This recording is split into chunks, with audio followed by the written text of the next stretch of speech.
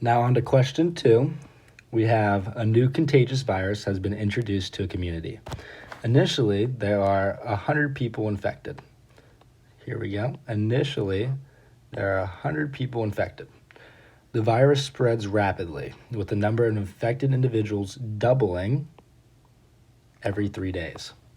How would you create an exponential function to represent the spread of the virus over time? How would this function predict the number of infected individuals to be after 12 days? So we can start off by writing our exponential function equation. This would be y equals initial value times the rate to the x power. I would highly recommend writing your equation out right here to start. It helps clear some confusion for later in the problem. Next, we see that there are 100 people infected. So this would be initially 100 people. And then we have number of infected individuals doubling every 3 days. So this would be doubles every 3 days. Now we can start writing our exponential function. So we can have y equals, we can use this equation, initial value. This is what we're trying to write here. Initially, 100 people. This would be 100 times what our rate would be, and this says it doubles every 3 days.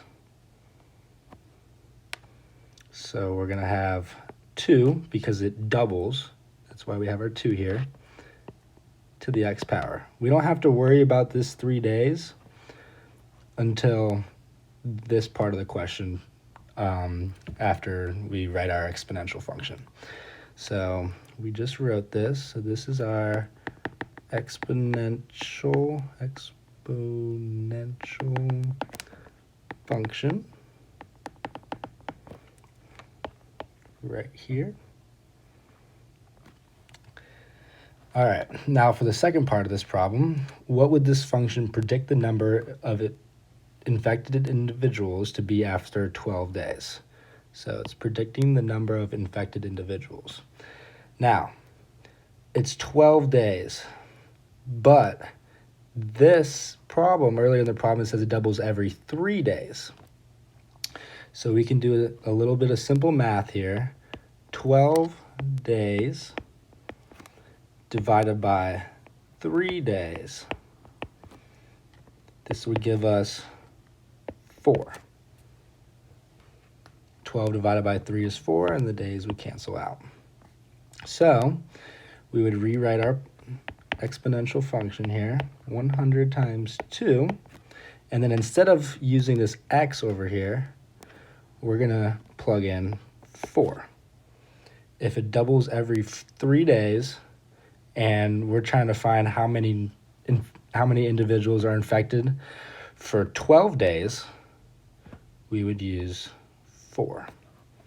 So we can simplify this a little bit. You can also plug this part of the equation into your calculator if you'd like, or you can do it by hand. It'd be 2 times 2 times 2 times 2. And this would equate to 1,600. And then we can't end our problem and our answer without a label.